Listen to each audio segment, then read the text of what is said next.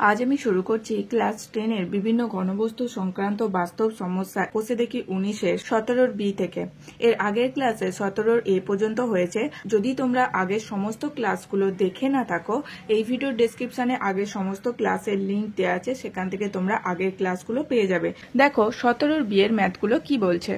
17 B এর ম্যাথগুলো বলছে নিচের বিবৃতিগুলি সত্য না মিথ্যা লিখি। একের ম্যাথটা বলছে দুটি একই ধরনের নিরেট অর্ধগোলক যাদের ভূমিতলের প্রত্যেকের ব্যাসার্ধের দৈর্ঘ্য আর একক এবং তা ভূমি বরাবর জোড়া হলে মিলিত ঘনবস্তুর সমগ্রতলের ক্ষেত্রফল 6 পাই আর স্কোয়ার বর্গ একক। দেখো বলছে যে দুটো অর্ধগোলক রয়েছে যাদের প্রত্যেকের ব্যাসার্ধের দৈর্ঘ্য আর একক, অর্থাৎ এটা হচ্ছে আর একক। একইভাবে এটাও হচ্ছে কত, আর একক, আর একক। এবার বলছে যে তা ভূমি বরাবর যদি জোড়া হয়, তাহলে ভূমি বরাবর জোড়া হয় মানে এই অর্ধগোলকটাকে যদি এদিকে জোড়া হয়, তাহলে দেখো আমরা কি পাচ্ছি, একটা গোলক পাচ্ছি। আর গোলকের সমগ্রতলের ক্ষেত্রফল কি 4 পাই আর স্কোয়ার। আর এখানে দেয়া আছে কি, এখানে দেয়া আছে 6 পাই আর স্কোয়ার, তাহলে এটা মিথ্যা। নিরেট অর্ধগোলকের প্রত্যেকের ব্যাসার্ধের দৈর্ঘ্য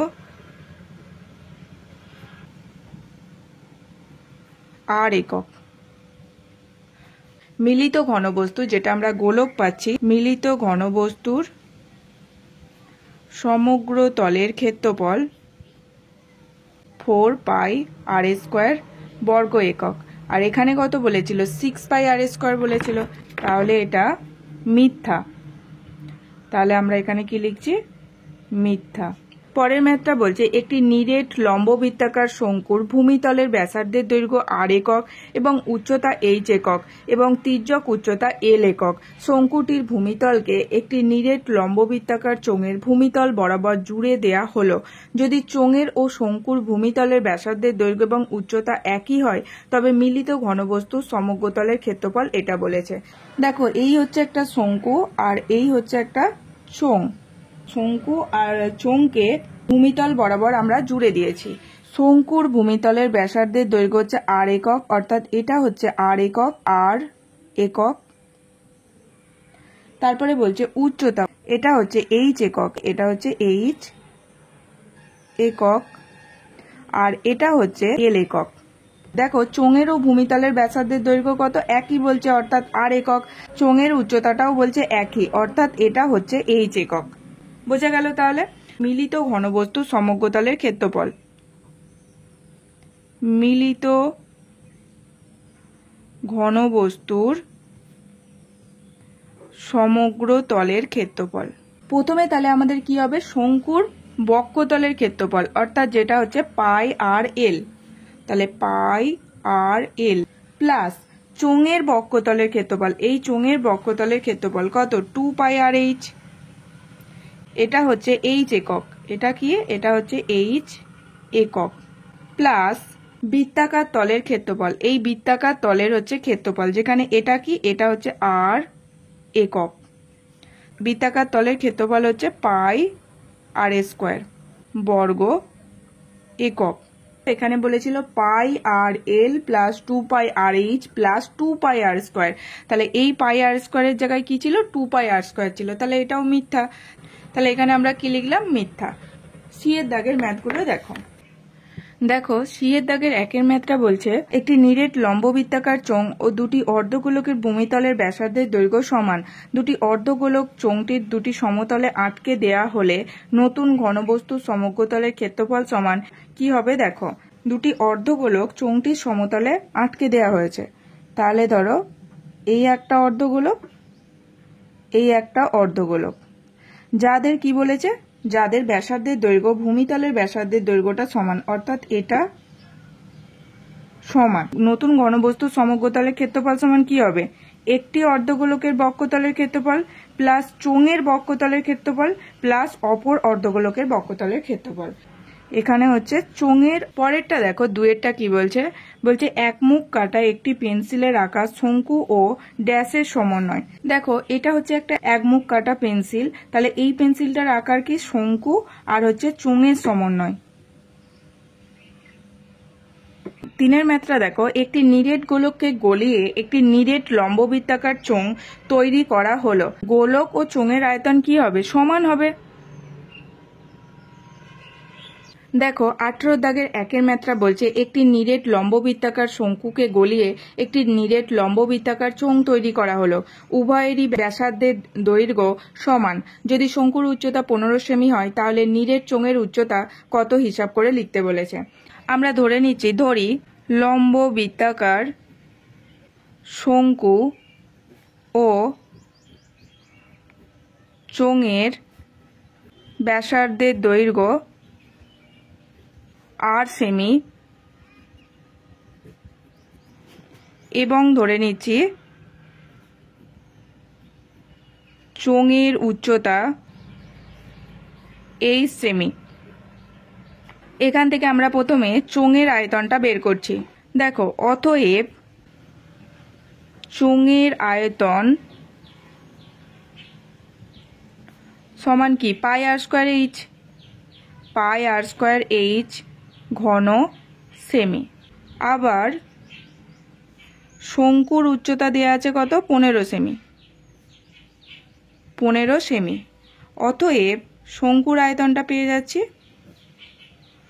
শঙ্কুর আয়তন সমান 1/3 পাই আর স্কোয়ার ইন্টু এইচ মানে 15 ঘন সেমি।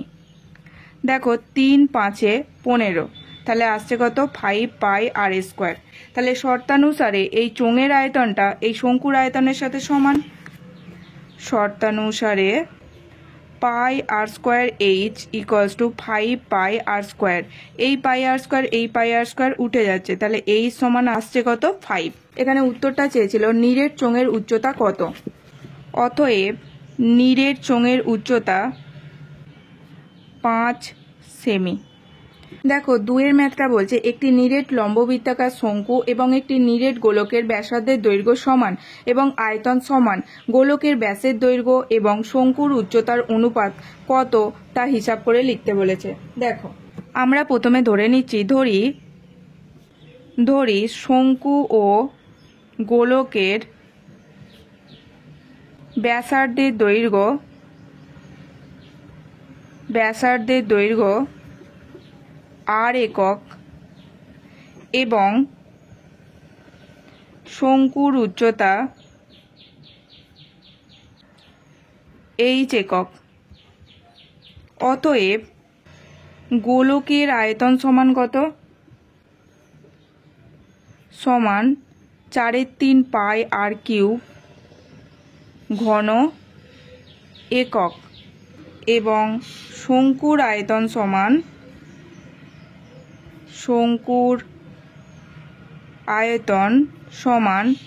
1/3 পাই আর স্কোয়ার এইচ ঘন একক। এদের দুজনের আয়তনটা সমান বলেছে। শর্তানুসারে 4/3 পাই আর কিউব এটা সমান 1/3 পাই আর স্কোয়ার এইচ। দেখো এই পাই এই 3 উঠে যাচ্ছে, আসছে কত? 4 r q equals to r square h. দেখো এখানটা আমরা লিখছি 4 আর ইন্টু আর স্কোয়ার, আর এখানটা আমরা লিখছি আর স্কোয়ার এইচ। এখানে দেখো এই আর স্কোয়ার উঠে যাচ্ছে, তাহলে 4 r equals to h. 2 r into 2 equals to h. 2 r এর নিচে এইচকে নিয়ে এলাম, তাহলে এখানটা কত হয়ে গেল? 1 হয়ে গেল, আর এই 2টা নিচে নেমে আসছে। এখানটা আমরা 2 আর করলাম কেন? এখানে আমাদের গোলকের ব্যাসের দৈর্ঘ্য আর হচ্ছে শঙ্কুর উচ্চতার অনুপাত চেয়েছিল, তো আমরা ব্যাসার্ধটা ধরে নিয়েছিলাম। তাহলে ব্যাস করতে গেলে ব্যাসার্ধকে 2 দিয়ে গুণ করতে হবে। তাহলে এখানে 2 আর ইস টু এইচ সমান কত এলো? 2 আর ইস টু এইচ এটা সমান 1:2। অতএব গোলকের ব্যাসের দৈর্ঘ্য এবং শঙ্কুর উচ্চতার অনুপাত কত পেলাম? 1:2। 1:2। দেখো 18(3)-এর ম্যাথটা বলছে সমান দৈর্ঘ্যের ব্যাস এবং সমান উচ্চতা বিশিষ্ট নিরেট লম্ববৃত্তাকার চোঙ, নিরেট লম্ববৃত্তাকার শঙ্কু এবং নিরেট গোলকের আয়তনের অনুপাত কত তা লিখতে বলেছে। দেখো প্রথমে ধরে নিচ্ছি, ধরি চোঙ, শঙ্কু এবং গোলকের ব্যাসের দৈর্ঘ্য 2r একক। অতএব চোঙ, শঙ্কু এবং গোলকের ব্যাসার্ধের দৈর্ঘ্য কত? r একক হবে, একই হবে। চোঙ, শঙ্কু এবং গোলকের উচ্চতাটা একই। গোলকের উচ্চতা কত হবে? দেখো এটা হচ্ছে গোলকের ব্যাসার্ধ আর এটা হচ্ছে গোলকের ব্যাস। তাহলে গোলকের উচ্চতা কত হচ্ছে? গোলকের উচ্চতা হচ্ছে গোলকের ব্যাসটা। তাহলে গোলকের উচ্চতা সমান গোলকের ব্যাস, সেটা কত? 2r। এখান থেকে শঙ্কুর উচ্চতাও হবে 2r একক আর চোঙের উচ্চতাও হবে কত? 2r একক। সেটা আমরা লিখে নিচ্ছি। এখানে লিখছি, যেহেতু গোলকের উচ্চতা সমান গোলকের ব্যাসের দৈর্ঘ্য সমান 2r একক, অতএব চোঙ ও শঙ্কুর উচ্চতা কত হবে? 2r একক হবে। চোঙের আয়তন সমান কত পাচ্ছি? দেখো πr²h হয়, তাহলে πr² ইন্টু 2r এত ঘন একক সমান কত আসছে? দেখো 2πr³ ঘন একক। শঙ্কুর আয়তন সমান 1/3 πr² ইন্টু h। h কত? h হচ্ছে 2r এত ঘন একক সমান 2/3 πr³ ঘন একক। গোলকের আয়তন কত হয়? 4/3 πr³ ঘন একক। অতএব লম্ব বৃত্তাকার চোঙ, লম্ব বৃত্তাকার শঙ্কু এবং নিরেট গোলকের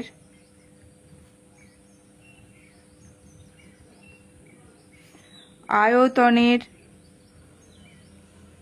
অনুপাত সমান, দেখো চোঙের আয়তন 2πr³, শঙ্কুর আয়তন 2/3 πr³ আর গোলকের আয়তন হচ্ছে 4/3 πr³। πr³ উঠে যাচ্ছে, তাহলে 2:2/3:4/3। এবার আমরা প্রত্যেককে 3 দিয়ে গুণ করছি। দেখো 2কে 3 দিয়ে গুণ করলে 3 2 6, এটাকে 3 দিয়ে গুণ করলে কি হবে? এই 3 আর এই 3 কেটে যাবে, তাহলে 2 হবে। আর 4/3কে যদি 3 দিয়ে গুণ করি তাহলে এই 3 কেটে যাবে, তাহলে 4 হবে। এবার আমি প্রত্যেককে 2 দিয়ে ভাগ করছি, তাহলে 3 2 6, 2 1 2, 2 2 4। তাহলে অনুপাতটা কত এলো? 3:1:2। দেখো 4-এর ম্যাথটা কি বলছে? একটি ঘনবস্তুর নিচের অংশ অর্ধগোলক আকারের এবং উপরের অংশ লম্ববৃত্তাকার শঙ্কু আকারের। যদি দুটি অংশের তলের ক্ষেত্রফল সমান হয় তাহলে ব্যাসার্ধের দৈর্ঘ্য এবং শঙ্কুর উচ্চতার অনুপাত হিসাব করে লিখতে বলেছে। দেখো তাহলে ঘনবস্তুটার নিচের অংশ কি? নিচের অংশ হচ্ছে অর্ধগোলক আকারের আর উপরের অংশ দেখো শঙ্কু আকারের। আমরা ধরে নেব অর্ধগোলক এবং শঙ্কুর হচ্ছে ব্যাসার্ধের দৈর্ঘ্য কত? r একক আর শঙ্কুর উচ্চতাটা ধরে নেব h একক। তাহলে আমরা ধরে নিচ্ছি, ধরি অর্ধগোলক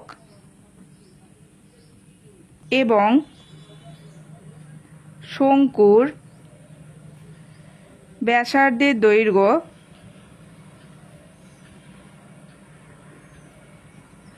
আর একক এবং শঙ্কুর উচ্চতা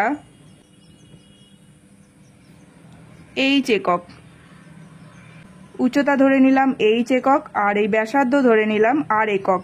এখানে বলেছে এই শঙ্কুর আর এই অর্ধগোলকের তলের ক্ষেত্রফল একই, অর্থাৎ বক্ষতলের ক্ষেত্রফলটা একই। তাহলে বক্ষতলের ক্ষেত্রফলটা বের করতে গেলে শঙ্কুর ক্ষেত্রে আমাদের তির্যক উচ্চতাটা বের করতে হবে। অতএব শঙ্কুটির তির্যক উচ্চতা সমান, শঙ্কুর উচ্চতা সমান আমরা জানি √ তির্যক উচ্চতা স্কোয়ার মাইনাস ব্যাসার্ধের স্কোয়ার। তাহলে তির্যক উচ্চতা সমান কি হবে? √ উচ্চতা স্কোয়ার প্লাস ব্যাসার্ধের square, √ h square plus r square এত একক। অতএব শঙ্কুর বক্রতলের ক্ষেত্রফল পাই আর এল, এল হচ্ছে তির্যক উচ্চতা, তাহলে পাই r into √ h square plus r square এত বর্গ একক। এবং অর্ধগোলকের বক্রতলের ক্ষেত্রফল 2πr² বর্গ একক। শর্তানুসারে এই দুটো সমান, শর্তানুসারে pi r into √ h square plus r square equals to 2πr², √ h square plus r square. এই পাই উঠে গেল আর এখানে আমরা লিখছি 2r ইন্টু আর, আর এই আরটা নিচে চলে এলো। দেখো এখানে কি করলাম, এই পাই উঠে যাচ্ছে আর √ h স্কোয়ার প্লাস আর স্কোয়ারকে রেখে দিলাম আর এই আরটা নিচে নিয়ে এলাম আর এখানে 2r স্কোয়ারকে লিখলাম 2r ইন্টু আর। এই আর কেটে যাচ্ছে। এবার আমরা দুদিকে স্কোয়ার করছি, √ h স্কোয়ার প্লাস আর স্কোয়ারের স্কোয়ার আর এটা করছি 2r তার স্কোয়ার। তাহলে এখানে আসছে h square plus r square আর এখানে আসছে 4r স্কোয়ার। আর স্কোয়ারের দিকে আর স্কোয়ারকে নিয়ে গেলাম, তাহলে h স্কোয়ার সমান কি হলো? 3r স্কোয়ার বা 3r square equals to h square বা r square by h square equals to 1/3। তাহলে r বাই h সমান কত হবে? 1/√3 হবে। অতএব r ইস টু h সমান কত এলো? 1:√3। ব্যাসার্ধের দৈর্ঘ্য এবং শঙ্কুর উচ্চতার অনুপাত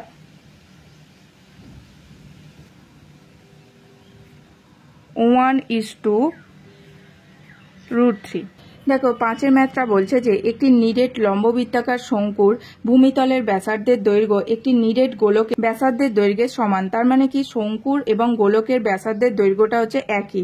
গোলকের আয়তন শঙ্কুর আয়তনের দ্বিগুণ হলে শঙ্কুর উচ্চতা এবং ভূমিতলের ব্যাসার্ধের দৈর্ঘ্যের অনুপাত কত তা বের করতে বলেছে। ধরি শঙ্কু ও গোলকের ব্যাসার্ধের দৈর্ঘ্য আর একক এবং শঙ্কুর উচ্চতা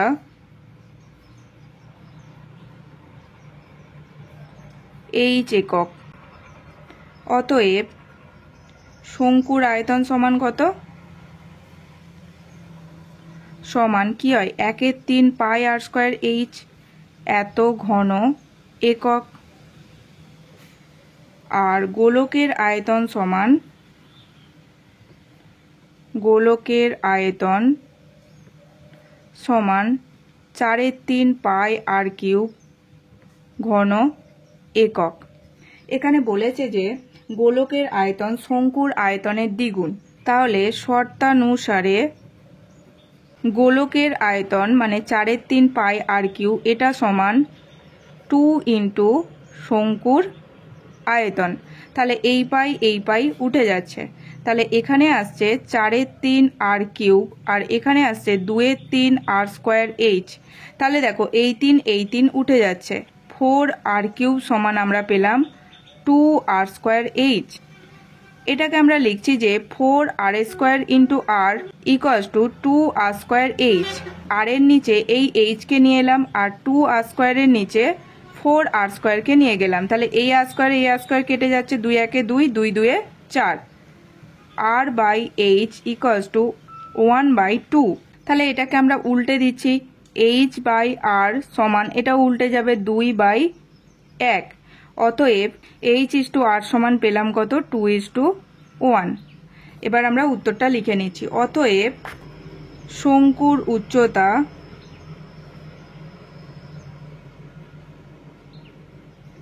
এবং ভূমিতলের ব্যাসার্ধের দৈর্ঘ্যের